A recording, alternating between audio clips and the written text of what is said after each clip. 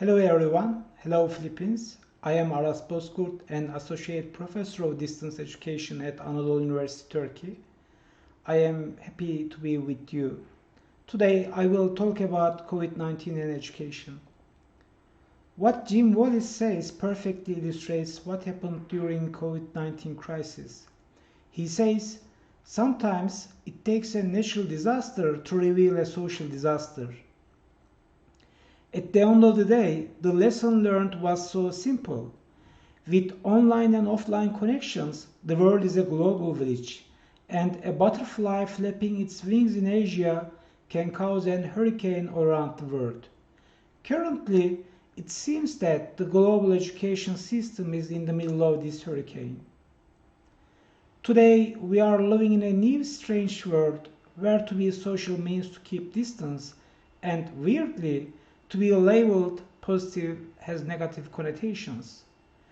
These developments suggest that we are on the brink of a new future, where time would be understood in terms of BC and AC to indicate before and after COVID-19. In fact, we are going through a global reset of many things, including education. The COVID-19 pandemic has been more than a crisis. It has been a global wake-up call to change our paradigms and the way we perceive the world. Not surprisingly, the pandemic has altered the way we interpret the normal as well as the way we live. The interruption of education and the derivations of normal suggest that we are experiencing an extraordinary time, one marked by major shifts in the way we understand and interpret different areas of life. Accordingly, as an outcome of the measures taken worldwide, more than 1.6 billion enrolled students of all ages from all around the globe experienced interruption of education, which equals nearly 90% of the global student population. As a result of this interruption, emergency remote education is put into practice. The educational practices during the COVID-19 pandemic are denoted with different terms in different countries. However, these terms do not quite capture what is being practiced during the interruption of education, which can better be described as emergency remote education. Considering that the terms used in different countries are derivations of distance education, the remarkable difference between emergency remote education and distance education is that the latter is an option while the former is an obligation.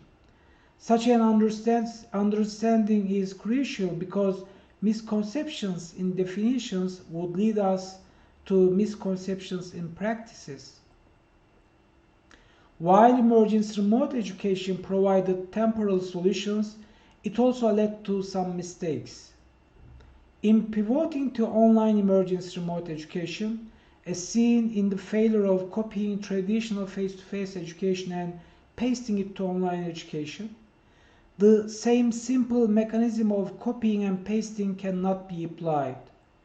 Imitating a process meant for something else has resulted in unsuccessful and ineffective learning experiences. The following slides will provide reflections and major themes emerged as a result of the COVID-19 pandemic. The COVID-19 pandemic has generated a great degree of uncertainty regarding the future of globalization, especially as it relates to education. Deglobalization measures were already on the rise when the COVID-19 struck, but reached its peak in responses of many countries to close their borders to slow down the spread of the pandemic. The global village has been transformed into a global online village, where online infrastructures, communications, and interactions have a pivotal role. Many universities have already adopted digital transformation strategies as a way to be resilient in digital knowledge age. And this trend has now accelerated on account of the COVID-19 pandemic. As such, digital ecosystems have emerged. In creating a digital presence, a digital twin needs to be birthed. In other words, physical campuses are reproducing digital versions of themselves. However, this requires that many educational theories should be modified and integrated when adapting the shifting landscape. Though fatigue is largely related to our physical or mental performance, more recently it has been linked to digital tools and spaces we use during online education. However, the recipe to prevent digital burnout and fatigue is relatively simple. Apply the best theories and practices of online distance education and design actual learning processes rather than processes with techno-fetish designs. In a panoptical society where data is distilled through surveillance is the new oil, beyond the unease over the collection and mining the digital footprints, violations of privacy and mass surveillance, there is the concern that the imposition of these features of the panoptic society will gradually lead to our acceptance and normalization of them. The digital divide, which refers to the gap between those who have and do not have access to computers and internet, is a term that has evolved over time and emerged in new forms. During the pandemic, the digital divide was so obvious. The question is, how should we respond as a global society? Should we continue to let the gap widen, or should we act now before the gap grows out of control? During the COVID-19 pandemic, the entire educational landscape has needed educational resources capable of being shared among and within educational networks. In this regard, open educational resources and open educational practices have played a significant role in ensuring the continuity of education. The crisis also taught us that merging roles of the parents and the invisible roles of the schools and universities. In the absence of teachers and schools during emergency remote education, many parents took the educational roles to supervise or support students, and most importantly, to ensure the continuity of education. Many counter cases reported that schools and universities, in fact, were sheltering many students, and these buildings were the places where a considerable number of students were getting their basic needs. In these traumatic times, psychological pressure and anxiety were prevalent among students, teachers, and families. Among many, the uncertainty and fear were the main reasons.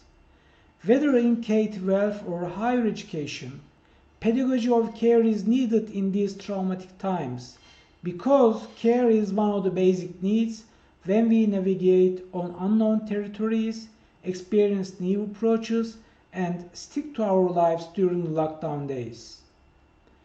Given the effects that traumatic events can have on learners' well-being, we must be sure to create a warm climate and welcoming space where we can listen, understand, respect, help, love, and embrace them. Trauma-informed care and empathy-oriented pandemic pedagogy should focus on achieving emotional, effective outcomes rather than on pedagogical outcomes. During the first waves of pandemic, collaboration and sharing among the individuals and institutions were the first reflex in many countries, and these countries were able to soften the first wave of the COVID-19 crisis. Support communities and mechanisms were effective, and their scope included emotional and pedagogical support. The inequalities were not new, but they were clearly visible through the lens of COVID-19. What the pandemic is doing is augmenting deeply rooted pre-existing inequalities. The COVID-19 pandemic has uncovered many facts that have been ignored for a long while. As we started wearing masks, the real features and characteristics of higher education have been unmasked, And now we can see higher education with no clothes. And if higher education is naked, without clothes, with nothing to cover its faults, we can and we should shoot out, "The emperor has no clothes." We also learned by experience that the soft skills and digital competencies were necessary for the implementation of the emergence remote education. Unless we can use the tools effectively, investing in hard technologies such as computers and internet will not contribute to creating success stories. However, soft technologies such as theories and approaches are equally important, and if we need the right mix, we need a right mix, a harmony between these technologies.